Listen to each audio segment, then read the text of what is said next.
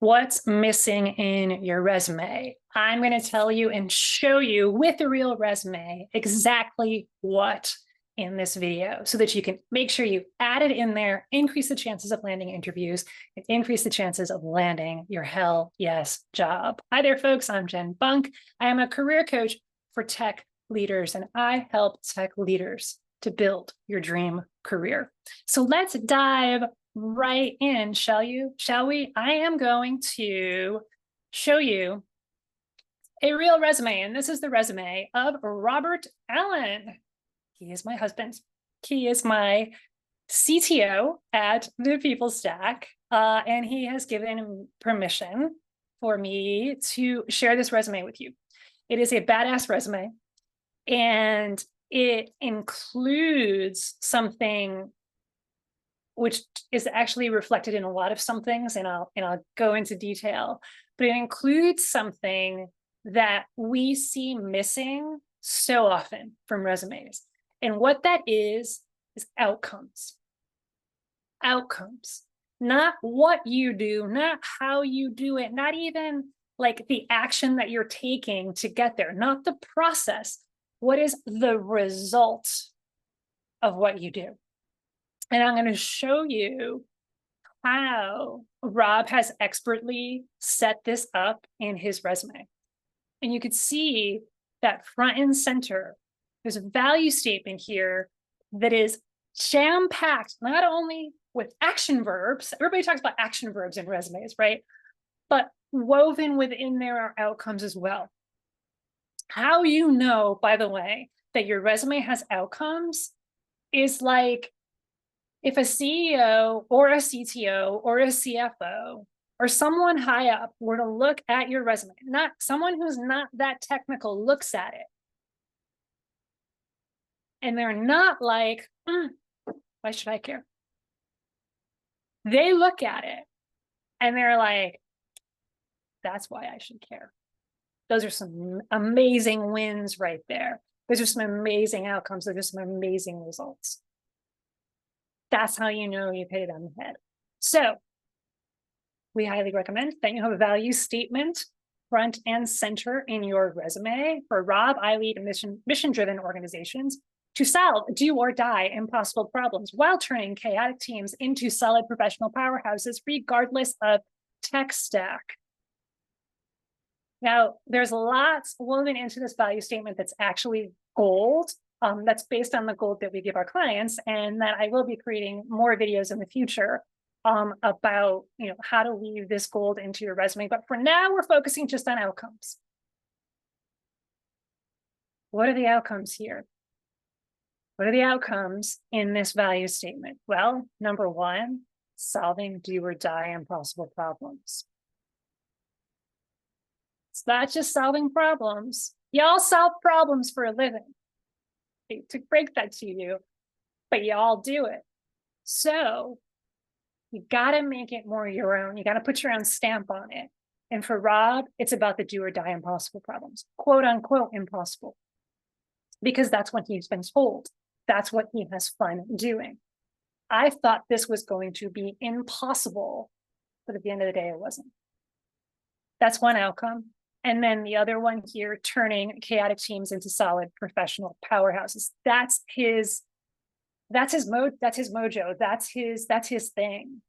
It's like, I love chaos. Not everybody loves chaos, but he's like, give me the chaos. I love taking that chaos and turning it into a professional powerhouse. So you want to make sure that you have some really strong outcomes up front in that value statement. And then let's take a look at some of the bullet points. I'll go over a couple in the PeopleStack, but I know you're going to want to see the more techie ones, so I definitely will get there when he was VP of Engineering and Software Engineering Manager at OneDoor. But just to show you, for example, what I mean by outcomes. Outcomes can absolutely be quantitative. They can be qualitative as well. So they can be numbers, but they don't have to be, because what you do as a leader isn't just about, raising the numbers. It's also about creating an amazing experience too. So For example, an obvious outcome here is resulting in 500K in revenue. So revenue is an obvious outcome you want to think about adding. Or anything related to that bottom line, revenue, profit, things like that. And also top 5 coaching company, that's also an outcome as well. So here's an example that's a little bit more techy for where Rob's putting his tech focus to work at the People Stack. That is more of a qualitative or experiential outcome. So hire, train, and manage the operations team to provide white glove client onboarding and support. The team over-delivered and took on additional functions to reduce the time and effort required to run the business. So what's the outcome there? The outcome is reducing the time and effort required to run the business. That's the win.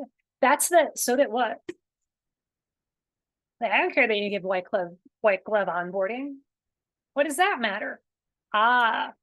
It means that we can actually scale and do more because it takes less time and it takes less effort to run our business because of what he's done. Reduce the number of manual steps and new client setup by 80%, insurance and support. There's another outcome. So let's get to the tech stuff. So Rob was People Stack client 0, by the way. So he was my original guinea pig. And so he successfully upgraded his career from tech consultant and individual contributor all the way then on up to web dev lead, tech manager, solutions architect. And then at One Door, he was manager, he was an SEM, and then he was also VP of engineering for a number of years. So let's take a look at the One Door bullet points. So this one, during a tumultuous time of unexpected leadership vacuums, served as a central hub of leadership communication and strategy, not just for engineering, but also for adjacent teams in the C-suite. So this one, it does break the rule. It doesn't necessarily have an outcome, and that's okay. 80 to 90% of your bullet points should have an outcome. One exception might be that top bullet point where you really want to grab people's attention on like, here's a main thing, here's a main win, here's my main focus. Let's go to the next one. Formalized cross-team mentoring and normalized skip level one-on-ones by creating an environment of trust and agency, allowing more voices to be heard and recognized. This contributed to promotions and pay raises for several ICs. Where's the outcome there?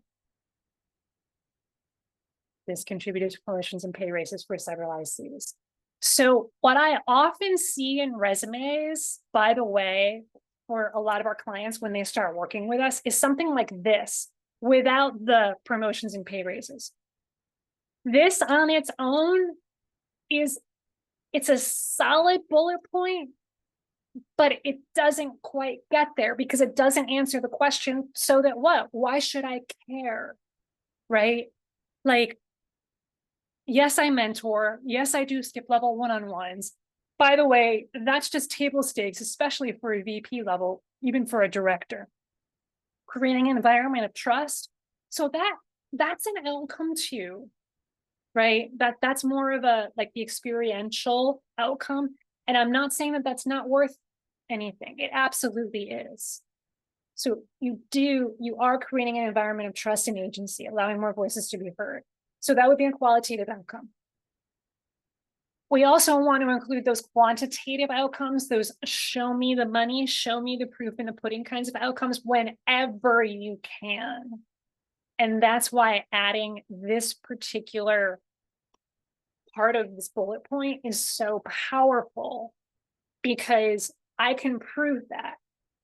Like if someone asks, he could absolutely prove that his team members got promotions and pay raises. There is a paper trail for that. So you want to make sure that you have that as often as possible. Next one, refocus the teams by raising quality standards and granting a renewed sense of purpose, resulting in better than expected retention of key players and a 50% reduction in mission critical production issues. Again, what I might normally see is something like this, Or what I actually, if I'm being 100% honest, what I actually more see is that just this, refocus the team by raising quality standards. And then there might be some more techie stuff, right? So like include techie acronyms in there and like increasing tech efficiency and focus. That is not what you want littered all over your resume as a technical leader. Do you want some of it in there? Yeah, sure. But you want it focused on outcomes and wins and results. So refocus the team by raising quality standards? No, because that's not enough, because that's just an action verb with a bit of the process. Here's what I did and here's how I did it. That's what I see time and time and time again when I look at resumes. Here's what I did and here's how I did it. Here's what I did and here's how I did it. Here's what I did and here's how I did it. Take a look at your resume, seriously, look at it with new eyes. If that's all it is, then that's why you're not landing interviews. Because that's not enough, especially for a leadership position. You're a leader, yes, to do the things and to create the process. You're also a leader who creates results as well. And that's what's actually more important here. So make sure you add in the results. Quantitative and qualitative. Here's the qualitative results. Renewed sense of purpose, better than expected retention of key players. And then the quantitative, 50% reduction in mission critical production issues. Next one, harmonized release calendar, culminating in 90% of all client instances running the same release, decreasing opportunities for mistakes while reducing overhead to maintain those SaaS clients. So again, we could play the game of, if we were to chop off those last 1, 2, 3, 4, 5 words, it's not as powerful. It's solid. And honestly, even without those last 5 words, this is better than what I usually see, because even without those last 5 words, it's not just that here's what I did and here's how I did it. There's still some outcomes in here. So in terms of describing the outcome for the clients, although this is a little bit more processy, 90% of clients instances running all same release, decreasing opportunities for mistakes and reducing overhead. Yeah, those are outcomes. Those are absolutely outcomes, but they're more process outcome. What about the business outcome? Maintain those clients. Go there. Talk about the business outcomes too. So for some of you, you have the here's what I did and here's how I did it, and here was the process outcome, the tech outcome, the hardware, the software outcome, the effectiveness and the efficiency of the tech outcome. That's good, it's okay, but if you want to raise it to the next level and really stand out, you got to include those business outcomes, things that are related to clients and revenue and profits and business competitiveness. Those are the things that you want to include in there. Next one, improve client-facing communication around the timing of bug fixes, as well as new features, fostering trust in the team and allowing us to retain a key SaaS clients. Again, what I normally see is something like this, and I say it's missing an outcome. How do you add an outcome? Here, fostering trust in the team. There's your qualitative, experiential, team level outcome. Yes, you want team level outcomes too. So what kind of outcomes do you want in your resume? Yes, you want process level outcomes. Yes, you want team level outcomes. Like, what was the experience for your team and what happened with your team? And also you want those business level outcomes too. So here's a team level outcome. Here's a business level outcome. Because if you're on the job market and you want to land a hell yes job as a technical leader, especially if you want a promotion from manager to director, director to senior director to VP, you got to talk about those business outcomes too. And that's why people are ignoring you, because they're not in there. That your resume is reading more like an individual contributor who knows a bit about process, but it's not reading like the resume of a leader. So make sure it reads like the resume of a leader. Collaborate closely with DevOps to ensure smooth deploys and efficient use of AWS EC2, RDS, and S3, fine to use the acronym sometimes, right? Like that's awesome. Like, but just make sure they're not sprinkled all over the freaking place. It becomes like word soup while improving application performance and reliability. So again, you do not need a team level and a business level outcome every single bullet point, especially as you get lower in the bullet points. It's fine to have it just be process level outcomes. That's okay too. This one, mentor. So for some of you, you don't have any bullet points on mentoring your team and the badass wins that your team created. Make sure you do that. This is a great example of that. Mentoring a team of 12 engineers, junior engineers, senior engineers to become the organization's most trusted developers, 4 of whom are now leads only after 3 years, dramatically increasing the overall maturity and impact of our development staff. So these are team level outcomes, quantitative, right? 4 and 3 years, and also qualitative. The qualitative experience of our team now is that it's more mature and we can make more impact. Let's see, how many more do I want to do here? So this is also team related, increasing retention, engagement, and career clarity. So if you're a people leader and you want to continue being a people leader, make sure you include those team level outcomes in there as well. Like what kind of culture are you creating, and make sure you're including qualitative and quantitative outcomes as well. One-on-one cadence. Again, this is so important to have one-on-ones. So, and there is a quantitative outcome here, exceptionally lower turnover of less than 5%. My one-on-ones led to an exceptionally low turnover of less than 5%. Or in this case, it was maintaining at one door. That was a point of pride for them, that their turnover was less than 5%, and Rob was able to keep it there, which is very hard to do by having one-on-ones with their team members. And some of you are not owning the fact that the actions that you're taking are leading to these business outcomes. They are. If Rob wasn't having these one-on-ones, what would happen to turnover? Would probably go up. Launched and supported a business critical client worth over $6 million in revenue annually on a new internal platform, providing a Halo client for future migrations. So again, you can see how there's a process outcome, right? So that it's more about the migration aspect of it, but there's also business outcomes, 6 million in revenue, obviously. And then the Halo client idea, right? So that's both process and business outcome. And then we can start to, normally what we recommend doing is keeping the business, make sure that there's business outcomes and team outcomes up higher in the earlier bullet points. And then for a lot of you, there's going to be some more like a special projects, or you're going to want to highlight some projects. And that's exactly what Rob has done here, right? So devise and spearhead the adoption of new ETL standards for data imports, would decrease the amount of time it took to onboard a new data intensive client, right? So yes, a little bit more processy, a little less businessy, but still even businessy. Technical direction, software architecture. And so here's where he's putting in, again, he's able to show his skills by putting them in his bullet points, right? So you'll notice what is not here. What are we seeing a lot, and what may be in your resume right now that is not in Rob's resume? There's no like skills section where you just like list a whole bunch of tech and acronyms. No, you don't need to do that. Put them in the bullet points, because that will satisfy the ATSs, right? So those words will be in your resume, but it also will be more human friendly too. So when it gets too human, it's going to be easier for a human to read. Like it's almost like, if you think about this from the perspective of a hiring manager, I don't care that you know AWS. I don't care that you know JavaScript, Ruby, and SQL.